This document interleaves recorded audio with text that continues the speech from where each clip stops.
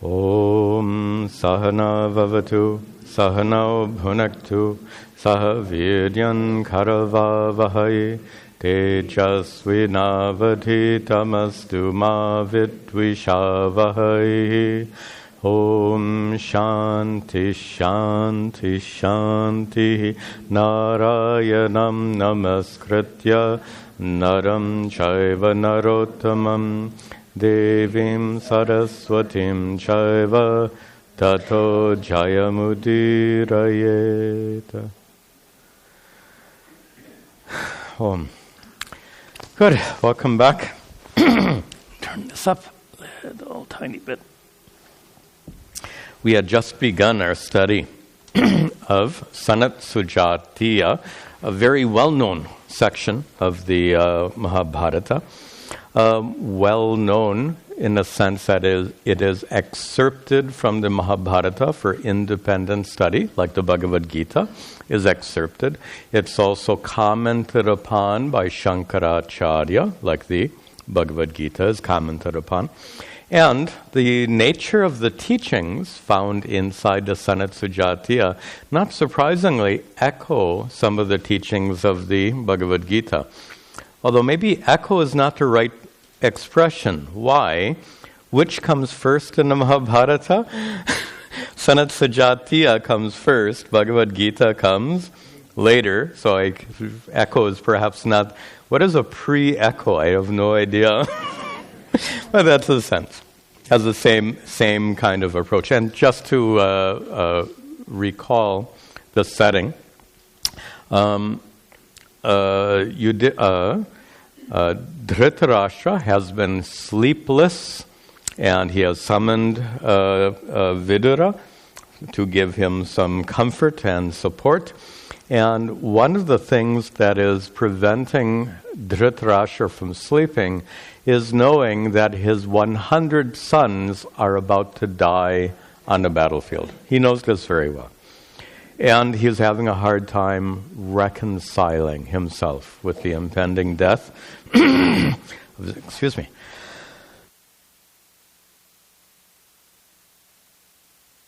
Sorry. He's having a hard time reconciling himself with that. And Vidura is also having a hard time comforting him. So Vidura suggests, let us call this great Rishi, Sanatsujata, and he will explain everything to you, O king, about death. And through his mere mental invocation, Vidura summons Sanatsujata. He just appears. And if you ask, how can he just appear? There are two different answers to that. One is, Sanatsujata is a great rishi with many siddhis. And the second answer, if you don't believe in such siddhis, the second answer is, this is a story. So you can take either answer, whichever you're comfortable with, either.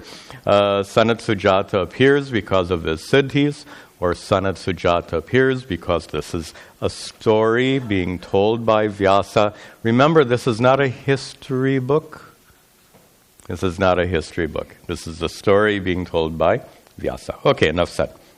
And then, just to recall, there's a couple of the verses we saw at the end of the last class, where Dhritarashtra asks Sanatsujata, he says, Sanatsujata, Yadidam shanomi, what I heard, tava upadesham, I heard your teaching. What was your teaching? Mrityuhi nasti, there is no such thing as death. This is King Dhritarashtra speaking to Sanatsujata. But then he says, on the other hand, the devas and the asuras, brahmacharyam acharan, they practice brahmacharya for the sake amrityave, for the sake of immortality.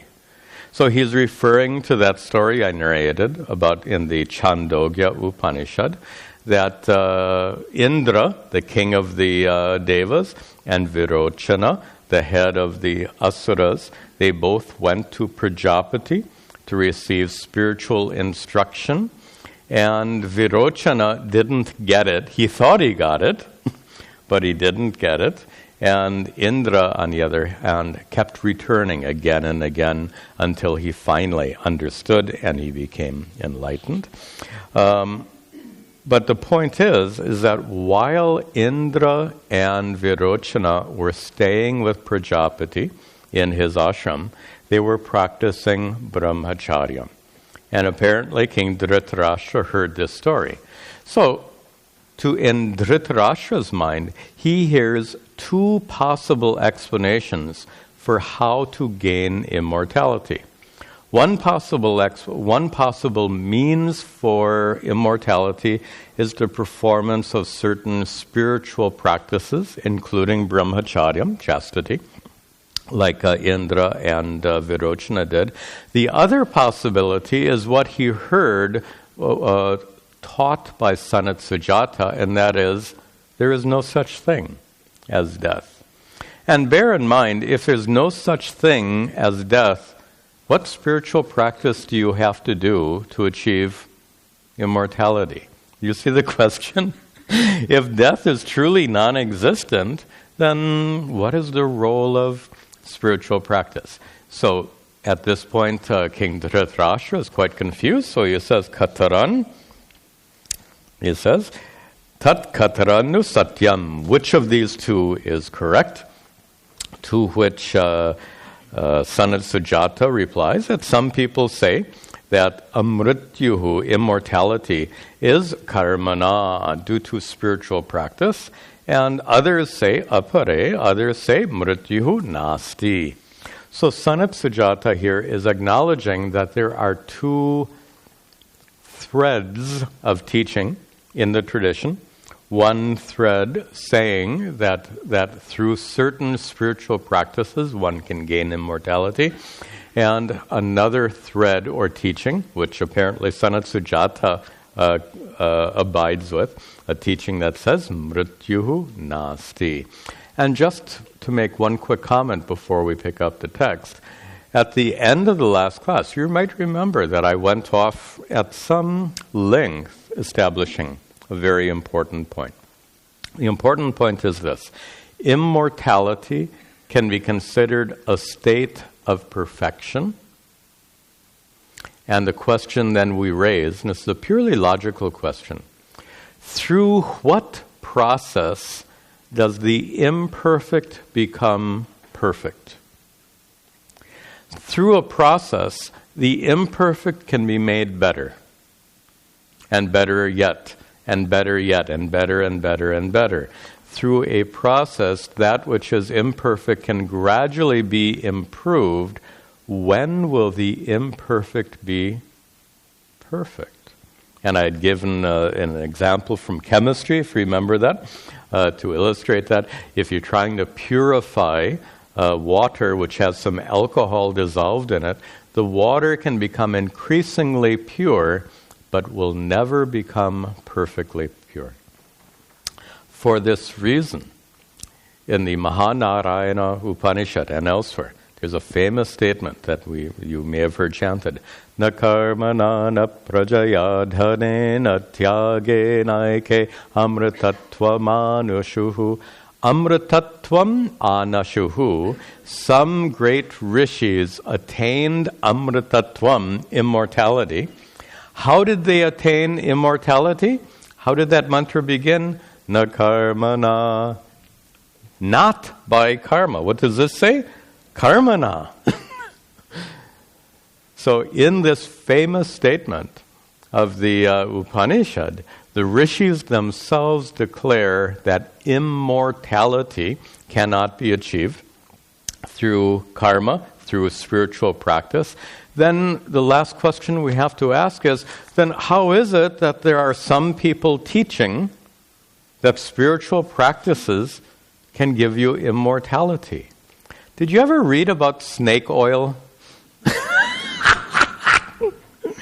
So apparently, in maybe 100, 150 years ago or more, there were a lot of people, vendors, who were selling such things as snake oil, and they guaranteed you whatever was your physical ailment, this snake oil would cure whatever ailed you. So which means they had a vested interest in their claim that snake oil could cure you. Suppose someone claims that this particular spiritual practice can give you immortality. It might be that whoever makes that claim has a vested interest. Maybe they want you as their student, or maybe they're a brahmana who wants you to pay for some rituals. There are all kinds of possibilities.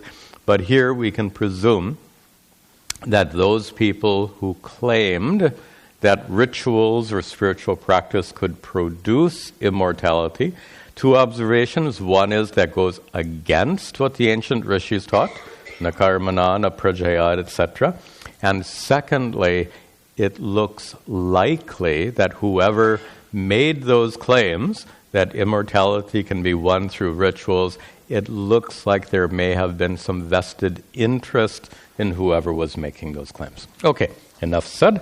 And with that introduction, we will pick up the thread as the Rishi Sanatsujata explains how immortality is to be gained.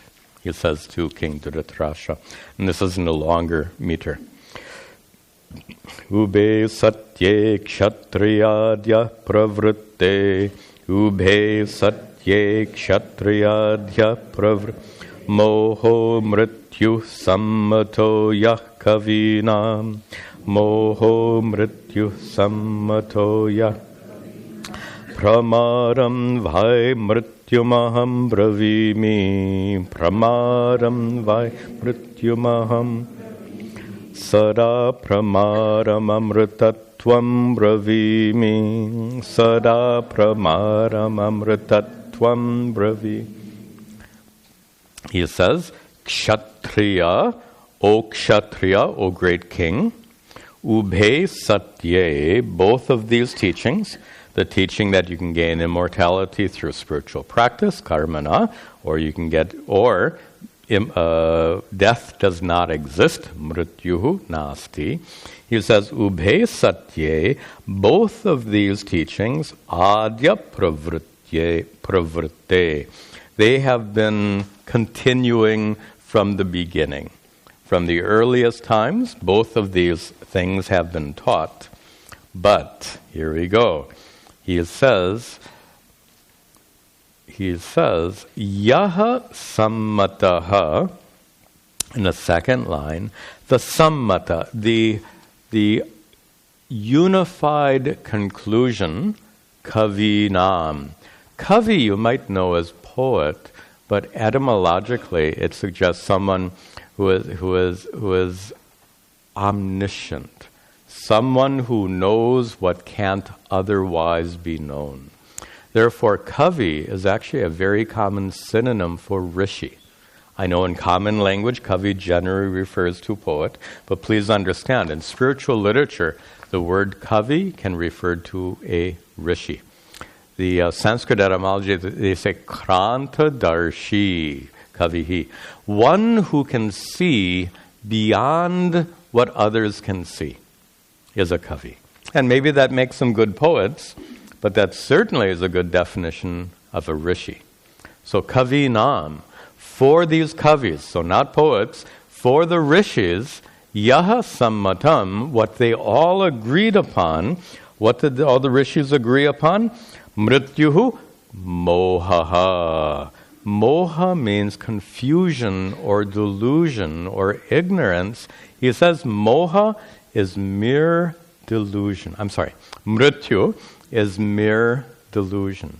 Remember what Sanatsujata was quoted to have taught, Mrityuhu nasti. There is no mrityu. It is a fiction of your imagination. It is like the rope snake. To get rid of the rope snake, what should you do? You have to get a big stick and beat that rope snake? If the rope snake truly existed, you'd need a stick, but it's a figment of your imagination. This is what he's saying. And here, this is so crucial. This is one of the very crucial turning points in spiritual life. depending on how you diagnose the problem, accordingly, you will seek a solution. This is true in spiritual life. It's true in medicine. According to how you diagnose a physical problem, accordingly, you will get the right treatment. But if you misdiagnose a physical ailment, then you get treatment which doesn't address the problem. And staying with this medical metaphor just a moment, I think most of you know that there are some ailments which are psychosomatic. Now, psychosomatic, they say it's all in your head. It's not quite true, because when you have psychosomatic symptoms, you really and truly experience those symptoms. Suppose someone has a psychosomatic pain in the stomach. What does that mean? It means that they really and truly experience pain in the stomach. Please understand. They really and truly experience pain in the stomach, but what medical science tells us is the cause of the pain in the stomach is not the stomach. There is pain in the stomach. There is pain experienced in the stomach, I should say, but the source of that pain experienced in the stomach happens to be in the mind. So, if a patient presents to a physician with a pain in the stomach, and if the physician misdiagnoses it and starts giving this patient all kinds of medication, failing to recognize it's a psychosomatic illness, what will be the outcome? In spite of all the medications, the pain in the stomach will continue. In the same way, for one who seeks immortality, which, by the way, could be considered a metaphor for liberation. The word used here, of course, is amrityuhu, immortality. But let's take it in a little broader sense. Immortality in the sense of liberation, in the sense of moksha. So, one who seeks moksha, suppose you remember the snake oil salesman? Suppose you tell this person seeking moksha, oh, you need to do these rituals. Oh, you need to do this yoga. You need to do these yogasanas. Oh, you need to do this practice, brahmacharya. Oh, you need to do this tapas. You need to do this fasting. You need to do all of these practices for the sake of moksha. Suppose the problem is misdiagnosed, in which case all of those spiritual practices are not going to be helpful. Now the traditional story that illustrates this best is our 10th man story. Most of you know the story. These 10 boys, they were actually, swim across a river. On the other side of the river, they want to make sure everyone got across safely. So one boy counts to make sure they all got across safely. He counts 1, 2, 3, 4, 5, 6, 7, 8, 9. He says, hey, somebody is missing, the boy concludes. Then the next boy says, oh, you didn't count right. Let me count. He counts 1, 2, 3, 4, 5, 6, 7, 8, 9. He forgets also to count himself. Each of the 10 boys count. All of them forget to count themselves. They all conclude someone is dead. One of their mates are dead. And what do? They start looking for their missing student. They're looking upstream and downstream, maybe expecting to find a dead body, but they're looking nonetheless. Now, look at the irony of the situation. How is their search going to be productive of anything at all? Searching for the missing boy, how will that search ever yield any results? It can't possibly yield any results because the one they're looking for is a fiction of their mind, right? They imagine that there is one boy out there somewhere. That is moha. To come back to our verse, It is a fiction of their thinking. It is false. It is untrue. It is pure delusion. So, when their efforts to find the missing boy will be totally useless, why? The one they're searching for doesn't exist out there. You get it? This is the moha. This is the delusion. Similarly, one who wants to solve the problem of immortality and is making efforts, doing rituals, doing yogasanas, doing different spiritual practices, for the sake of getting rid of mortality, suppose mortality doesn't exist, which is what Sanatsujata said. He said, Mrityuhu nasti. There is no such thing as death. If there is no such thing as death, and some snake oil salesman is telling you that you better do these rituals and these yogasanas, your efforts will be wasted. And this is the sense of it. So he says here that kavinam, for all the great rishis, their sammataha, their conclusion, the understanding of all of those wise ones was what? Mrityuhu is moha, delusion, error. In fact, error is a word here. Look at the second half of the verse, where Sanatsujata, in the first half, he quotes all of the rishis, of which Sanatsujata is one of those rishis, but Sanatsujata has his own personal take on this, his own personal opinion about the problem of death. He says at the end of the third line, he says, Aham bravimi, what I say. So in the second line, all the rishis say that mrityu is moha, delusion. But according to Sanatsujata, he says, Aham bravimi, I say that mrityu is pramadam. Pramada is a little different word than moha. Moha means delusion. Delusion means delusion. A pretty fundamental word. I don't know how to define it more exactly. The word pramada has a slightly different meaning. Pramada means mistake or error. Very specifically, if the most common translation for moha is delusion, the most common translation of pramada is mistake or error. So basically it's the same thing. He's not saying something different than the ancient rishis, but his perspective is a little bit more clear. He said it's due to pramada, due to an error in thinking. In fact, I looked up in the commentary on the Mahabharata by Nilakanta. In his commentary, he says, pramada, he defines it in this way, atma tattva anavekshanam pramadam. He says pramada is anavekshana, the non-recognition of atma tattva, of the truth of yourself. Anavekshana, the non-seeing, the non-inquiry, non-recognition is the best word. The non-recognition of Atma Tattva, of the truth of yourself. Like those 10 boys, what was causing their problem? Atma Tattva Anavekshanam. By the way, that's exactly the terms that Puja Swami Tadatmananda used again and again and again. He would call the problem self-non-recognition.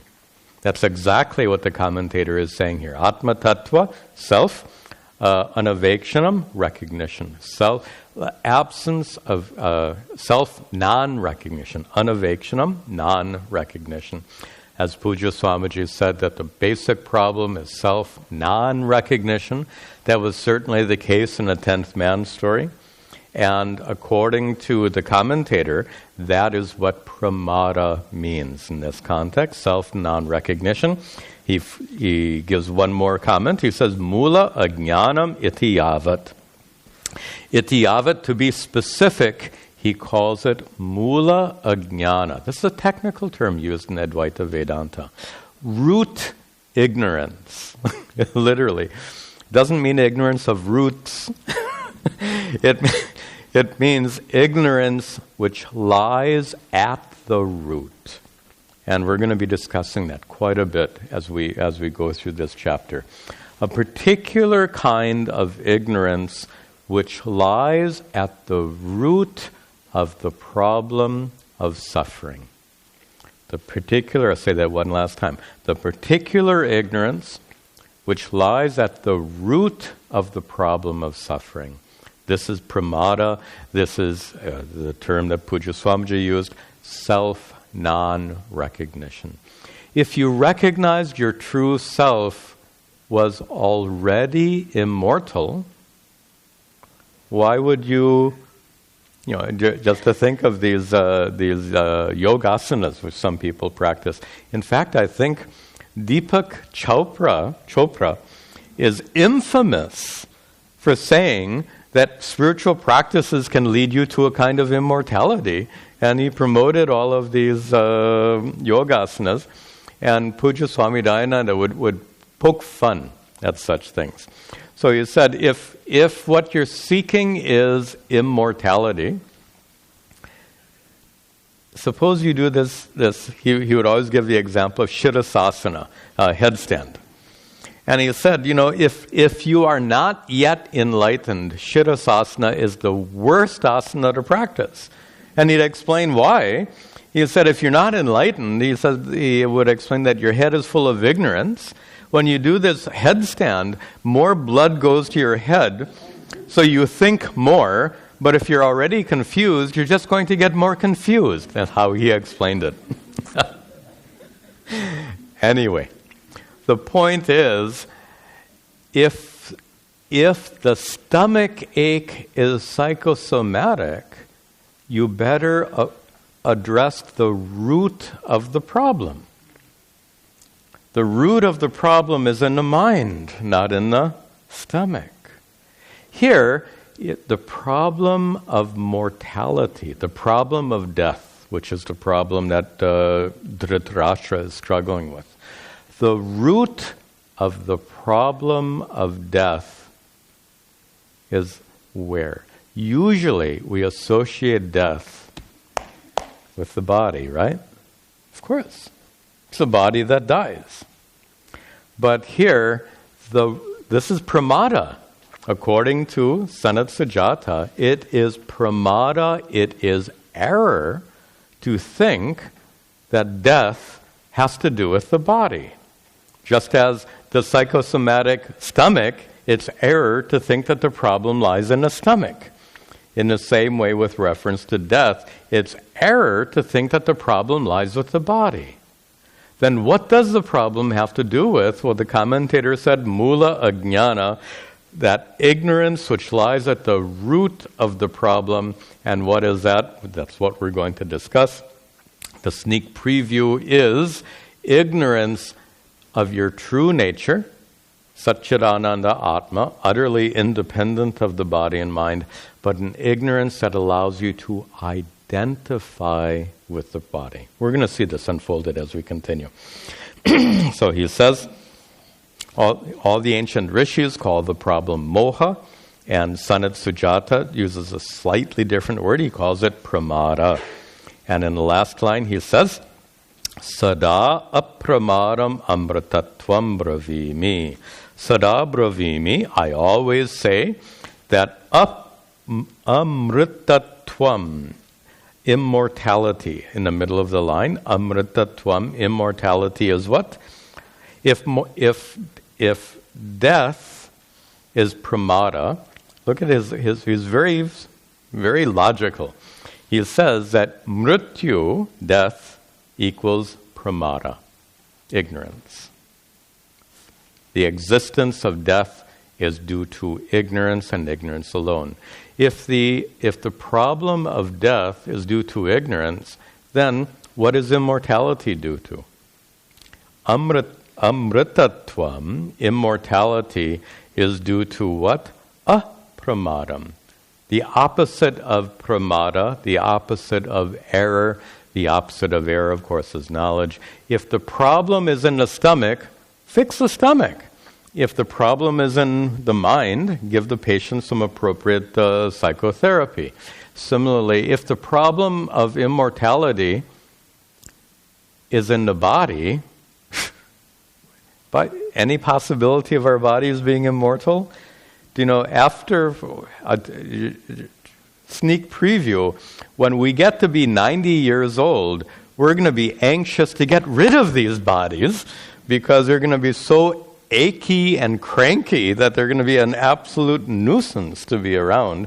So don't think that immortality has anything to do with the physical body. And what he says is immortality is knowledge. And that's what Vedanta teaches, that's what Sanatsujata teaches, and that's what we're going to see unfolded in this chapter. He continues. Pramadad vayasura parabhavan, pramadad vayasura pramabhavan, apramadhat brahma bhuta bhavanti, apramadhat brahma bhuta bhavanti, navai mrityurvyagrahi vati jantun, navai mrityurvyagrahi vati jantun, nahyasya rupam upalabhyatehi, nahyasya rupam upalabhyate ha. Upalabhyate ha. As it was. We'll see that. So he begins by making a reference to that story of Indra and Virochana. He says, pramadat, due to the error. Whose error? Asuraha. The asuras made an error. What was their error? They listened to Virochana. What did Virochana was their leader? Virochana came back to the asura. Virochana left the asuras, went to Prajapati, and came up with the confused notion that the true self is the body. And he returned to the asuras and he said, I have the secret to immortality. And what did he tell them? He said, your body is immortal. Total confusion. And with that kind of confusion, asuraha, all of the demons, para abhavan, they were conquered, literally what it says, they were conquered due to what? Pramadat, due to their own confusion, due to their own ignorance, due to this wrong concept that was introduced to them by Virochana. On the other hand, the devas, so the king of the devas, Indra, he went to Prajapati and studied. What was it? If you remember the details of the story, just to remind you. So Indra they studied for 32 years, and then Indra left, and Indra said, wait a minute. As Indra is walking away, he's thinking, I don't really get it. So Indra went back and admitted, I don't really get it. And so Prajapati said, okay, stay here and study some more. Another 32 years. So then after the 64 years, Indra leaves, thinking he's got it. But as he's on his way home to heaven, as it were, he realizes he still doesn't get it. So he goes back for another 32 years. And then after this third 32 years, he's leaving on his way back to heaven. He realized, I still don't get it. And finally, with the help of Prajapati's teacher, he gets it. And what does he get? In this typical American English, he gets it. What does he get? Mrityuhu nasti. There is no such thing as death. So with that understanding, and then finally Indra takes that spiritual teaching back to the devas, and the devas Brahma bhutaha bhavanti. The devas bhavanti became Brahma bhutaha. They became like Brahma. They became immortal. How do you become immortal? This is a trick in language. How do you become immortal? By discovering you were never subject to death in the first place. This is what Vedanta, this is not just what Vedanta teaches, this is the truth. When you identify with your body, of course the body is subject to death. But suppose these teachings really go in, and you get it, that this body is just something that you inhabit, and something that you use and inhabit is definitely, it's going to go away. It's like your car. You buy a car, you use the car for 10 years, then you get rid of the thing. When you get rid of the thing, do you mourn? Oh, my car. In fact, you're happy to get a new car to replace it. Then why should we mourn when we get rid of these bodies which serve a similar purpose to the car? This is the pramada, this is the error, this is the ignorance in our thinking. So the devas, being properly taught by Indra, they know that they have always been immortal. Therefore the devas, Brahma bhutaha bhavanti, they become like Brahma, they become immortal. To become immortal means what? They discover they were never subject to mortality.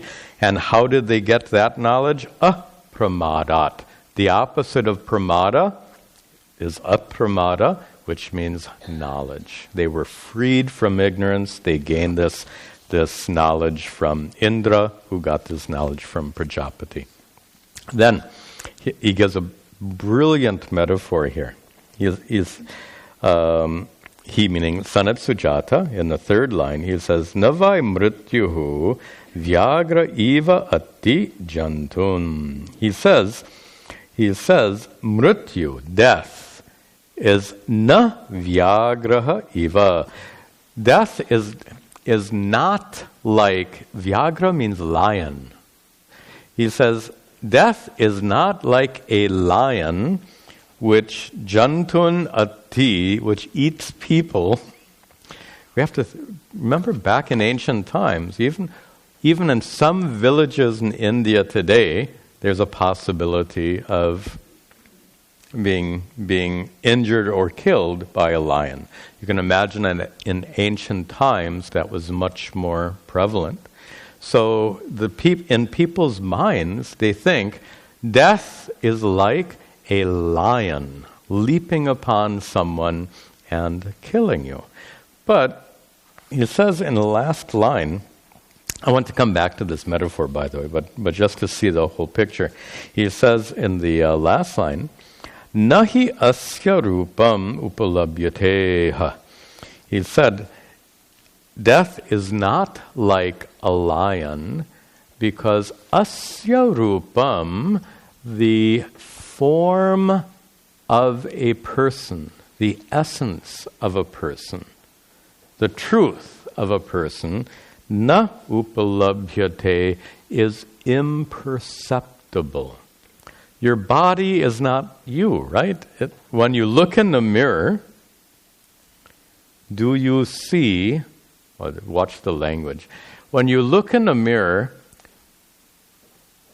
do you see the seer? Huh? Oh, this is Vedanta stuff. When you look in the mirror, you see a body. But the body, like the car, is something you possess, something you inhabit. So therefore, my question was, do you see the seer? After all, you are the seer, right? You're not the body. You are the one inside. What an image. You're the one stuck inside here, looking out through the little holes. You see through these two little holes. You hear whatever comes into these two little holes. You smell whatever comes into these holes. You taste whatever comes into this hole. So whatever comes inside, you're the one inside. You are the seer peering out through the eyes. So when you look into the mirror, do you see the seer? And the answer, of course, is no. Why? Na upalabhyate, the seer is imperceptible. Since the seer is imperceptible, seer means you. the essence of you, the truth of you, Atma.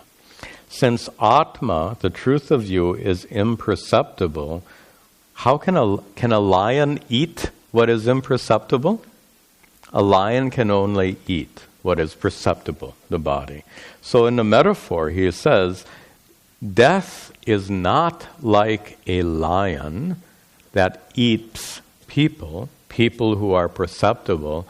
Atma is imperceptible, and therefore not subject to death. Now we have to go a step further. I'm going to just add this because it's not in the verse at all. Then we can differentiate between body and subtle body. So this is just adding something to this verse. We can say that the stula sharira, the physical body, is indeed subject to death and decay, but you're independent of that physical body, so let it go. Yeah, just like you get rid of that car, it's a good thing to get rid of the old car. When the body gets to be about 90 years old, it's a good thing to get rid of that old body. It's a source of problems. But then we can introduce something not introduced in this verse, but important. What about the subtle body? Sukshma sharira. At the time of death, you exist with this sukshma sharira, that which enlivened your physical body. At the time of death, your physical body is burnt, but the sukshma sharira, the subtle body, sometimes loosely called soul, that sukshma sharira, subtle body, doesn't die. According to our doctrine of karma, the subtle body reincarnates. And here we have the imagery, very nice mythological imagery, which is that at the time of death, Yama shows up, god of death, with his noose. And he puts that noose around whom? Does he put it around your physical body? Yama doesn't want your physical body. You're going to burn that physical body. Yama shows up this is according to the mythology. Yama shows up to conduct your subtle body away from this world so that you can then proceed to whatever comes next in your next life. But now, we need some important Vedantic teachings here.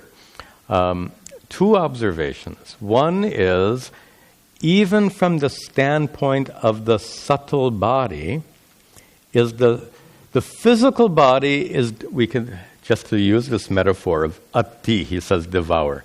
If the physical body is devoured by death, is the subtle body devoured by death?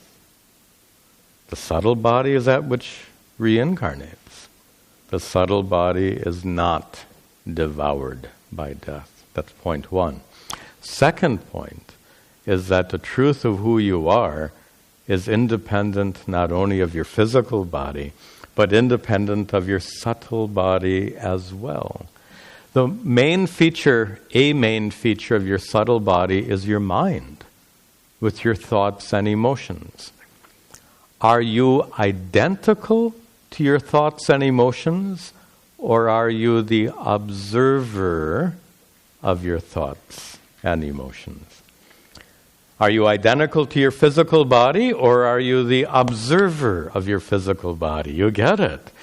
You observe your physical body, and the basic Vedanta, anything observed by you is not you. I observe these glasses, therefore I'm not glasses. How silly it would be to say, I observe these glasses, therefore I am glasses. Huh? I observe this body, therefore I am a body. What kind of logic is that? I observe this chair, therefore I am a chair. This is silly. I observe my thoughts, my mind. I observe the energy in my body. The very fact that I observe it all establishes my independence of this. So what we're establishing in this way is how death cannot affect you. Death can devour your physical body, death cannot touch the subtle body, nor can death touch you, the consciousness by whom the physical body and subtle body is known. Anyway, just wanted to add that to this verse, just to flesh it out a little bit more. So death is not like a lion which devours creatures. And he continues.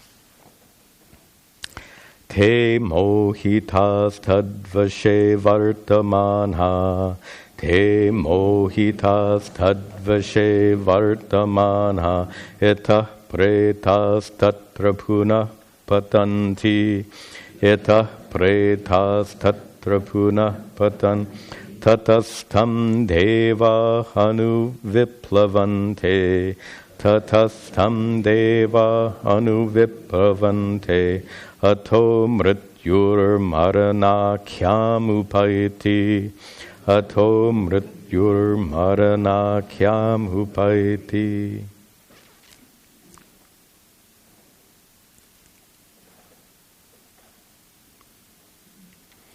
All right.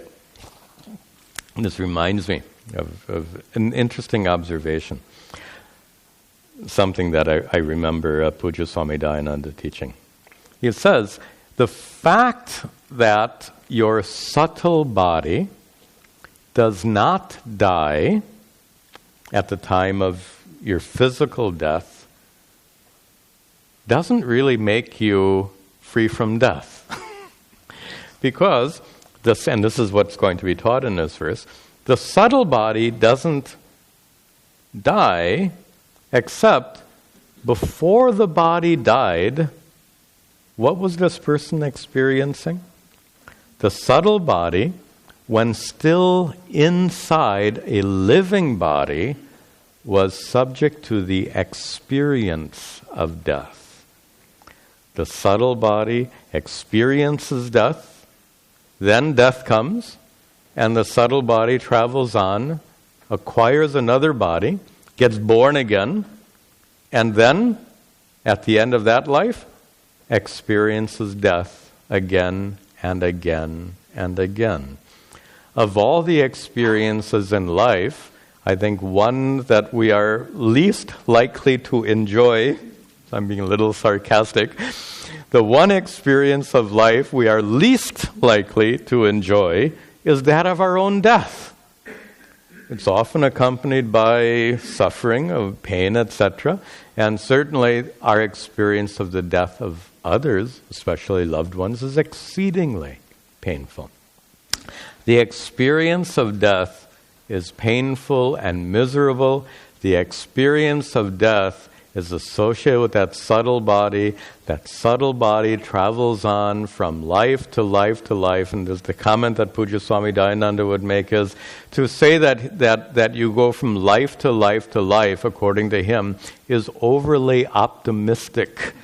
It doesn't sound so bad. Hey, you get born again and again, which means if I didn't do everything I wanted to in this life, I get a chance to do it again in the next life. He says that perspective is way over-optimistic. He said it's a more realistic perspective to think of you going not from life to life, but rather you go from death to death to death. You die again and again and again and again, which is equally true. So, and that's the perspective brought about in this verse, where he says, Te, those people who are mohitaha, deluded.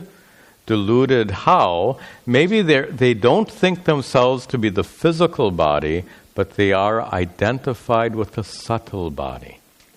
They may recognize, okay, I'm not the physical body. The physical body is going to die at the end of this particular life, but then I am. This is delusion still. They say, I am the subtle body who will travel on from this life into the next life. That's also moha. That's also delusion. Again, Atma is independent of both the subtle body and the physical body, both. So here he's talking about te, those people who are mohitaha, they are deluded. Why are they deluded? They are identified with the subtle body, and Vashe vartamanaha, under tadvashe, under the influence of ignorance, due to this pramada, due to this error which leads to identification with the subtle body, vartamanaha, in this life they go on living, and not just live. When you live, we accumulate karma, right? We don't live without committing karma. Everyone who is alive, constantly engaged in further karmas. And of course, we accumulate karma, which guarantees we're going to get reborn. So this is a reference to the doctrine of karma and rebirth. Itaha pretaha, when they die and go forth from this life. Itaha, from this life, pretaha. They go forth, they go on from this life. Then tatra, there, back into the next life, punaha patanti, they fall into their next life, they get born again. But as Pujya Swamiji said, they get ready to die again, to undergo that suffering. Tataha, therefore, no, I'm sorry, not therefore, thereafter. When they reach their next life, tataha, then what happens? Tam devaha anu viplavante. This is very obscure. Devaha here has nothing to do with gods. Devaha anu plavante tam. They attract the devas. The devas are, other way around. The devas are attracted to them. The devas refer to your sense organs here. You need a commentary to figure that out. That's why we have commentaries. So when you get reborn, all of your sense faculties follow. Good thing.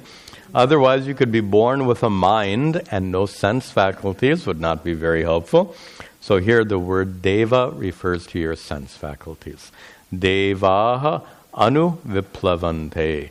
When you get reborn, your sense faculties follow you into the next life. Then, ataha, as a result of all of this, what an expression. Mrityuhu maranakyam upayati. The person, mrityuhu upayati, the person gains death, marana akyam, death which is called death. The person gains death, it's called death, the person acquires death. In fact, you could almost interpret it, in fact, as I've translated here. They die again and again. Instead of saying you go from birth to birth, you go from death to death. Now that's even if you're not identified with the physical body, you're still subject to death. Still subject to the experience of dying. So we've already established the subtle body doesn't cease to exist. The physical body ceases to exist. The subtle body may not cease to exist, but it is still subject to death. So how do we get free even of that experience of death associated with the subtle body? Well, this is what he's going to say in the next verse, and that is, if you are mentally identified with your physical body, you have made an error, pramada. If you are mentally identified with the subtle body, the soul that travels, you have also made a mental error, pramada. And this is what he explains. We'll just see that. Karmodaye karma palanuragas, karmodaye karma palanur, tatranu yanti nataranti mrityun, tatranu yanti nataranti mrit, savai mrityum mrityurivati bhutva, savai mrityum mrityurivati mit.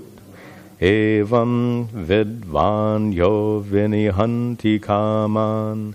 Evam vidvan yo vinihanti kaman.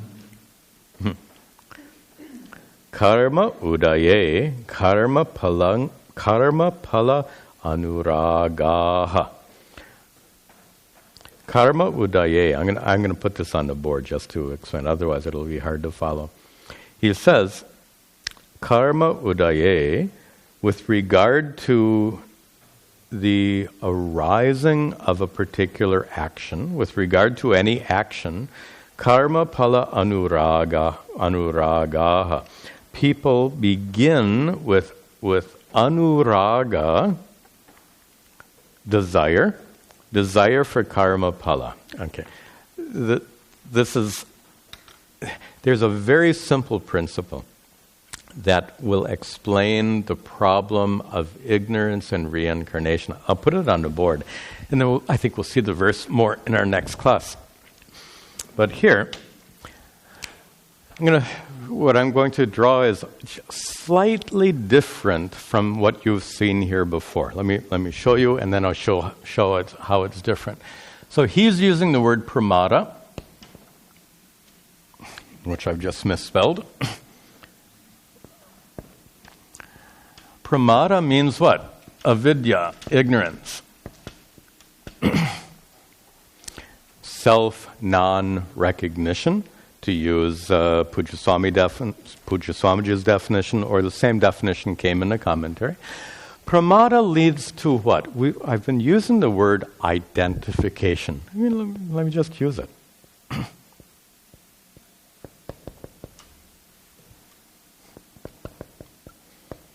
And identification with both the physical body and the subtle body. So due to ignorance of your true nature as pure consciousness, we said the one who is the knower, the seer, anything known to you is not you. Your physical body is known to you, it's not you. Your mind and emotions and powers of sight and hearing and smell, etc., which comprise your subtle body, all these faculties are known to you. They're not you. You possess them. And another important point, anything you possess is not you. You are the possessor. You possess a physical body. You possess the subtle body, but you are the possessor, independent of the physical body, independent of the subtle body. But of course, what happens is due to ignorance, error, pramada, we fail to recognize that and we become identified with the physical body. For example, when you've heard me joke about this before. When you meet someone for the first time, you introduce yourself. How do you introduce yourself? Hello, my name is... So the name belongs to whom? If the truth of who you are is pure consciousness, which is the same, you all know some Vedanta, pure consciousness which is the same in all. The one consciousness manifest in all of our minds is the truth of who you are as Atma. So the next time you introduce yourself to someone at a party, if you want to be accurate, if you want to be free from pramada, if you want to be free from this identification, how should you introduce yourself? Hi, I am boundaryless, unchanging consciousness. Glad to meet you. I don't know. I think such Vedantins don't go to parties.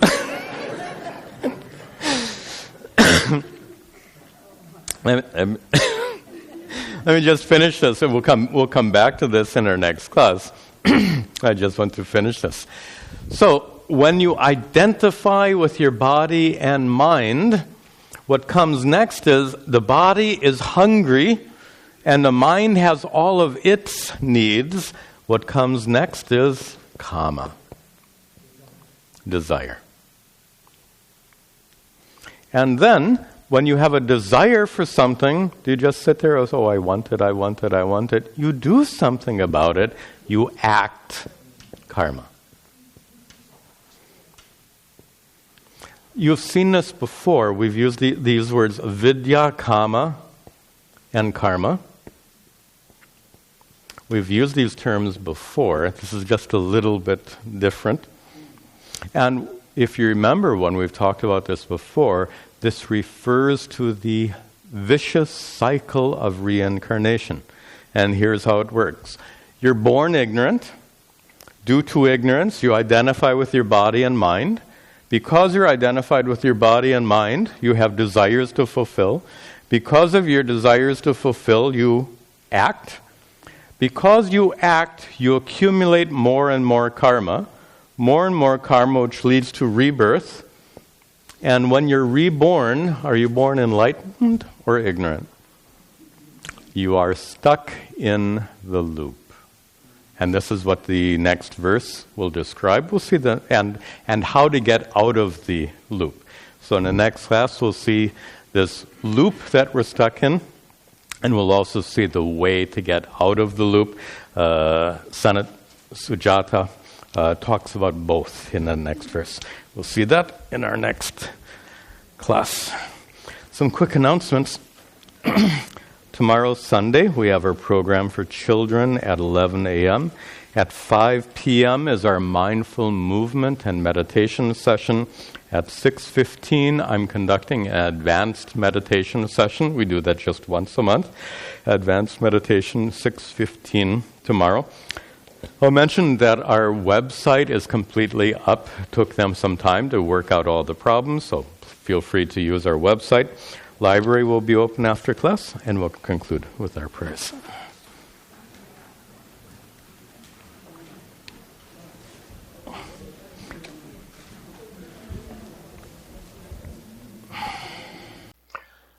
Om Sarve Bhavantu Sukhinah Sarve Santu Niramayaha Sarve Bhadrani Pashyantu Ma Kaschid Dukkha Bhag Bhavet Asato Ma Sadgamaya Tamaso Ma Jyotirgamaya Mrityorma Amritangamaya. Om Shanti Shanti Shanti. Om Tat Sat.